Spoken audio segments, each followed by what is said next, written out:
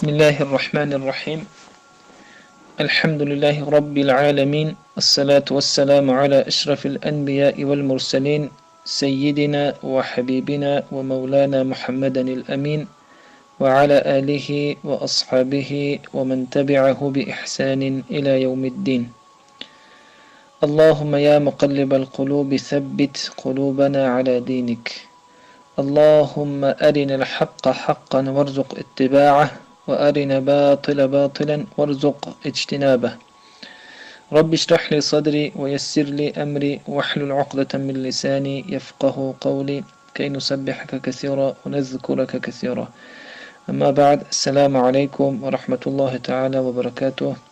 برادران عزیز و گرامی قدر، الله مهربان کلاگی من و شما رو نگهبان باشد. انشاءالله با اذن خداوند همچنان که وعده کردیم دوام صحبت خدا که در باره حضرت سعید بن عامر بود انشاءالله دوام خواهیم داد. از آن قتل که به حضرت خبیب کردند، یعنی اون را به شهادت رسانیدند، بعد از آن که به شهادت رسانیدند همه به طرف مکه آمدند، یعنی در حالتی دیگر مشکلاتی که در سرشون بود همه مشغول از مشکل ها شد و همون قتلی که به حضرت خبیب کردن از یادها رفت، و جز همین سعید ابن جبیر که این لحظه را هیچ وقت فراموش کرده نمیتوانست، تا چنان تأثیرات در وجودش آمده بود که میگوید کان یراه فی حلمه اذا نام، وقتی که خواب میکرد در خواب حضرت خبیب همون لحظه را میدید، حتی در خوابش هر وقتی که خواب میکرد هوای میدید. و یراه بخیاله و هو مستيقظ، و حتی در خیالش در پیش چشمش میگذشت و حالان که بیدار بود در پیش چشمش میگذشت همون لحظه که حضرت خبیب و شهادت رسانده بودن. زیاد تأثیر در وجود حضرت سعید گذاشته بود و همون 2 رکعت نماز که در پیش همون چوب خشک شده خواند، همون در یادش می اومد که چقدر نمازی با پررگی بود و نمازی با آرامش بود. و میشنوید میگه همون بگویم نالش یا نالشی که حضرت کی میکرد حضرت خبیب در گوشهاش شنیده میشید، همون صدا می آمد. بعد می ترسید این که الله مهربان اگان عذاب بیاره یا که اگان سنگ های را از آسمان نازل نکند، اما خاطری که حضرت خبیب به اهل قریش دعا کرده بود، دعا کرد اللهم احصیهم عددا واقتلوهم بددا ولا تغادر منهم احدا، دعای سخت کرده بود. می ترسید که خداوند اگان عذابی را گرفتار نکنه همین قریش. زیادتر ترسی و در یاد آمدن همین لحظه در بهار حضرت سعید این بود که وی نتوانست کمک کنه حضرت خبیب و همیشه فکر میکرد که در نزد خداوند چی میگوید که حضرت خبیب یعنی نتوانست نصرت بده، یعنی که دستگیری کند. و چند درسی را از همین به شهادت رسیدن حضرت خبیب آموخت. یکی از آنها میگوید که علمه ان الحياة الحقة العقيدة وجهاد في سبيل العقيدة حتى الموت. یگانگی این بود که یعنی حیات زندگی ما یک عقیده درست است، یک یعنی اسلام شریعت است و در راه همین شریعت در راه همین اسلام استوار بودن است تا لحظه مرگ. شاعر میگه که مسلمان بودن تو کی به کار است، مسلمان مردن جا اعتبار است. یعنی ترس این است که همین عقیده که ما داریم، یعنی مسلمانی که ما داریم، تا به وقت مرگ الله مهربانی نباره ما نصیب بگردانه که ما به همین اسلام خودمون از دنیا برویم، از دنیا گذشته شویم. یگانه این بود که این است که انسان باید چنان مستحکم باشه برای ایمانش، اگر چندی که مرگم به سویش آمد از ایمانش انسان دور نشود. یک درسی که اساس آموخت حضرت سعید ابن جبیر از قتل از شهادت رسیدن خبیب این بود. دومش این بود میگه که وعلمه ایضا ان الايمان الراسخ يفعل الاعاجب. این بود میگه که ایمانی که مستحکم است زیاد عجایباتی را برای انسان نشان میدهد. یعنی انسان هر چی که اگر پیشنهاد هم کنن به خاطر ایمانش وای از راهش باز نمیگردد. و این چنین و یصنع المعجزات و معجزه های را نشان میدهد ایمانی که مستحکم است. الله مهربان کسایی که ایمانشان مستحکم است دستگیری میکند، یعنی الله مهربان کمکشون میکند. و این چنین دانانید میگه درس شد برای حضرت عمیر که مردی را که اینقدر اینو دوست میدارن و به خاطر اون مرد شده جانهای خود فدا میکنن، این یک انسان عادی نیست و دانید که این پیامبر است، یعنی حضرت پیامبر صلی الله علیه و سلم است. و اینه که وقتی که دانست چی کرد، میگه عند ذلك شرح الله صدر سعید بن عامر الى الاسلام. در این وقت بود میگه که الله مهربان سینه حضرت عامر را گشاده کرد به سوی اسلام و در جمع مردم بلند شد میگه و بیزاری خود از گناه ها و از ظلم هایی که قریش میکردن اعلان کرد و بیزاری خود این چنین اعلان کرد از بت هایی که پرستیده میشدن در مکه مکرمه. الله مهربان به همین سبب اونا هدایت کرد. و بعد از این هاجر سعید بن عمرو الى المدینه، بعدی که این حادثه شد هجرت کرد به سوی مدینه و آمد نزد پیامبر صلی الله علیه و سلم و مسلمان شد و با همراهی پیامبر صلی الله علیه و سلم اشتراک کرد در خیبر، اون جایی که پیامبر صلی الله علیه و سلم از دست یهودی ها گرفت. و بعد از خیبر دیگر هر یک غزوهایی که شده بود در همش اشتراک داشت حضرت سعید با پیامبر صلی الله علیه و سلم. و بعدی که پیامبر صلی الله علیه و سلم از دنیا گذشتن، یعنی به سوی الله مهربان رفتن، میگوید که ظل من بعده سیفا مسلولا فی ایدی خلیفتیه ابی بکر و عمر، یعنی باقی ماند یک شمشیری تیز در دست دو خلیفه پیامبر صلی الله علیه وسلم، حضرت ابوبکر و حضرت عمر. و عاش مثلا فريدا فضلا للمؤمن الذي اشترى آخرته بالدنیا، و زندگی کرد مثال مؤمنی که خریده است آخرتش را به دنیا و اختیار کرده است رضای خداوند بر تمام خواهش هایی که نفس دارد و تمام خواهش هایی که جسد دارد، یعنی همون خواهشاتی که در آرزوهایی که در دل داشت اونا را گذاشت و اختیار کرد بالای همین شهوت نفسی و شهوت بدنی اختیار کرد. چرا اختیار کرد؟ الله و پیامبرش را. و کان خلیفت رسول صلی الله علیه وسلم، و بعد از اینکه پیامبر صلی الله علیه و از دنیا گذشتن، هر دو خلیفه های پیامبر صلی الله علیه و سلم، حضرت ابوبکر و حضرت عمر، احترام خاصی داشتن برای حضرت سعید بن جبر، سعید بن عامر، و یستمعان الی نصحه، حتی که گوش میدادن و نصیحت هایی که میکرد حضرت سعید ابن عامر میکرد خلیفه های پیامبر صلی الله علیه و حضرت ابوبکر و حضرت عمر. و یوصیخان الی قوله، و گوش میدادن به یک اهتمام، به یک خوبی اون چیزی را که میگفت حضرت یعنی سعید. روزی میگوید دخل علی عمر بن الخطاب فی اول خلافته فقال، میگه داخل شد نزد حضرت عمر در اول خلیفه شدنش، پس گفت. دوستان عزیز ببینید که حضرت عمر اینقدر یعنی با هیبت بودن، اینقدر بزرگن، لیکن این صحابه نگاه نکرد که این نفر خلیفه است یا که بزرگ است و نزدش داخل شد و چند نصیحتی را بروش کرد. ببینید چقدر نصیحت عجیبی را که حضرت عمر کردن این نفر. انها صحابه پیامبر صلی الله علیه و سلم، همون حدیثی پیامبر صلی الله علیه و سلم که المؤمن مرآة المؤمن، مؤمن آینه مؤمن است، عمل میکردن.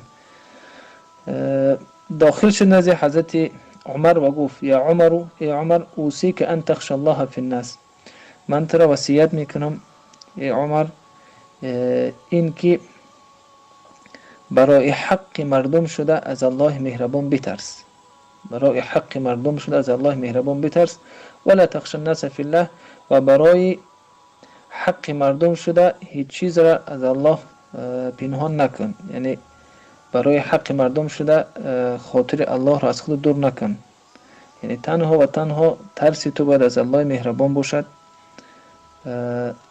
و مردم را یعنی قبول کنی با اون شکوه با اون شکایت هایی که به سوی تو میکنن.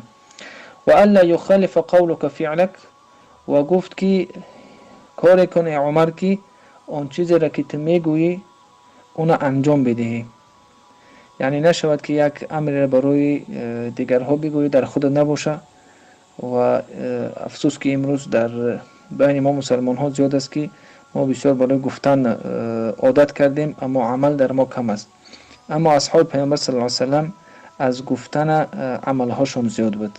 عمل همین وصیت کرد که با نشود که یک جایی که یک سخن خودت بگویی و در اون خودت نباشی. به همین خاطر دوستان الله مهربان برای ما نصیب کنه اون چیزی را که میگوییم اولا که خودمان عمل کرده باشیم. پس دوام داد گفت فإن خیر القول ما صدقه الفعل، بهترین گفتار این است گفت که فعل تو یعنی تصدیق کند اونا. بهترین گفتار این است که یک سخن وقتی خودت گفتی، مثال که مردم گفتی به طرف جماعت بیایید، یا که گفتی که مقصد که ریش بگذاره و در خودت نباشه، یا که طرف جماعت دعوت کردی با خودت جماعت نروی، یا که خدای نکرده نفره که اهل و عائلش حجاب ندارن مثال دیگران را دعوت کند.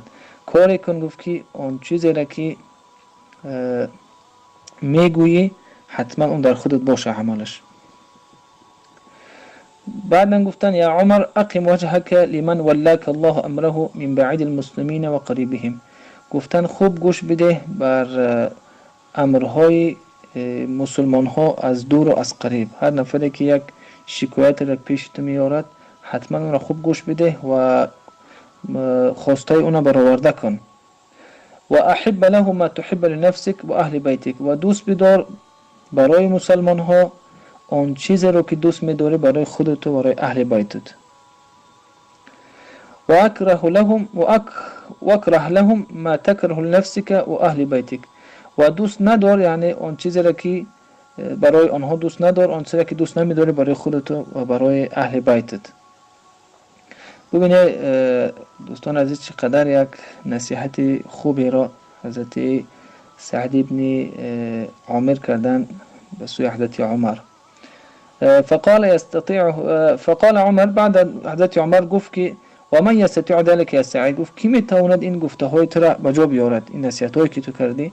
چی گفت در جواب؟ گفت قال یستطیعه رجل مثلک، میتواند مرد مانند تو که الله مهربان اون ولی گذاشته، خلیفه گذاشته بر امت پیامبر صلی الله علیه و و اون نفر یعنی تنها ترسش از الله هست، یعنی هر نفری که از الله میترسد همین گفته های من گفت به جا آورده میتواند.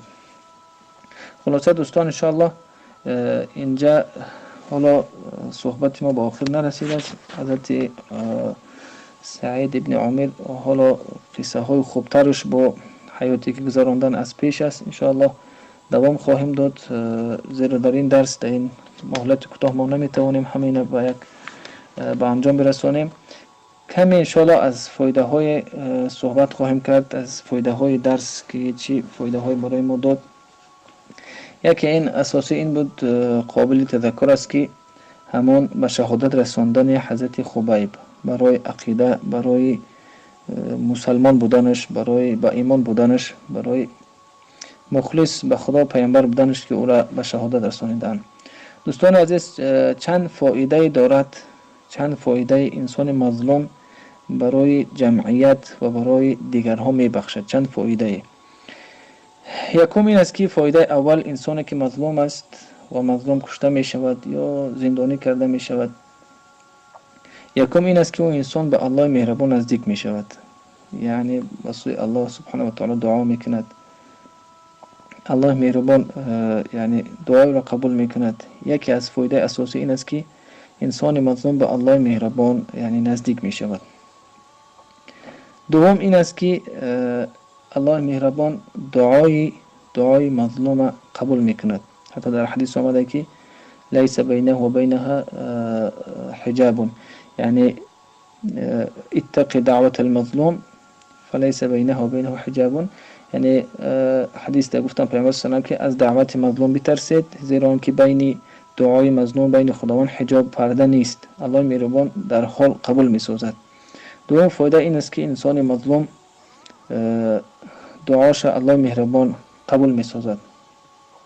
سوم این است که اینه که اساسی است، یه انسانی که به ظلم به شهادت میرسد، بعد خود الله مهربان او را سبب میگرداند که چند نفرها به سوی ایمان بیان، به سوی اسلام. این چونه که حضرت سعید یعنی همین سبب شد حضرت خبیب که این ایمان آورد. و این چنین ببینه که اصحاب کهف هم که به سوی الله دعوت کردن، اگر چندی به ظلم در داخل غار در آورده شدن، اگر چندی قدر ظلم کرده شدن، لیکن ببینه که نتیجه این شد که همون قومی که اصحاب کهف وجود داشتن، در اون همون قومی که در اون زندگی میکردن، بعد چند سال یعنی همه ایمان آوردن، مسلمان شدن. این یکی فایده اساسی دیگر است. چهارم این که الله مهربان برای مظلوم یک حکمت دیگر داده، این که همه او را دوست می‌دارن. اگر چند حضرت خبیب چندین سال شد از ما دور است، لیکن به این که به این قدر ظلم و ستم کشته شد، محبت اون در دلها جای شدگی، محبتی. و هر مظلومی را اگر حتی بعض علما گفتن اگر حتی غیر مسلمان هم باشد، مظلوم طبیعتا ملت مردم دوست می‌دارد. یعنی مظلوم طرزی است که الله مهربان محبت او را در دل دیگرها جای می‌کند. پس این است که دوستان عزیز، از این قصه باید ما چند برداشت کنیم. یعنی این قصه هایی که ما از حیات صحابگان پیامبر صلی الله علیه و آله میکنیم، این برای افسانه نیست که برای کودک‌ها گفته شود، این برای بیداری من و شماست که ما حیات خود مانند این صحابه پیامبر صلی الله علیه و آله بگردونیم. حداقل اگر یک مقدار کمی هم که باشد در ما وجود داشته باشد. دیگر این که ببینید نصیحتی را که بر خلیفه کردن، حضرت سعید پیش حضرت عمر داخل شدن و این نصیحت ها را کردن. مؤمن همین است که الله مهربان فرموده است که انما المؤمنون اخوة فاصلحوا بین اخویکم. مؤمن ها یعنی برادر یک دیگرند، پس الله بعد که مؤمنان را برادر خواند، این امر دیگر را گذاشت که یک دیگر را اصلاح کنید، یک دیگر را اصلاح کنید. فاتقوا الله لعلكم ترحمون. و از الله بترسید. وقتی که اصلاح میکنید یعنی شما باید به خاطر الله باشد، به خاطر ترس الله باشد که برادر را اصلاح میکنید، اگر شما از جمله کسایی هستید که رحم میکنند. به همین خاطر دوستای عزیز، ما باید یک دیگر همین خیل اصلاح کنیم، اصلاح کننده باشیم. به خاطر که حضرت علی الله رحمتشون کنه فرمودن که اذا سکت الاهل الحق عن الحق توهم الباطل انه في الحق. اگر انسان هایی که حقیقت می دانند و خاموش ایستادن و نگفتند مردمی که در راه باطلن حقیقت نگفتن، همون انسان هایی که در راه باطلن فکر میکنن که اونها حق کار کرده ایستادن. و همون خاطر حتما باید کلمه حق به گوش کسایی که از خدا و پیامبر دور رسانده شود، تا اینکه اون درک کند که اون انسان در راه غیر صحیح است، یعنی در راه باطل است. السلام علیکم و رحمت الله و برکاته. ان شاء الله در درس‌های دیگر حیات حضرت سعید دوام خواهیم داد. اینجا باز جاهای خوبترش هست. الله مهربان کلاگی من شما نگهبان باشد. و آخر دعوانا ان الحمد لله رب العالمین. السلام علیکم و رحمت الله و برکاته.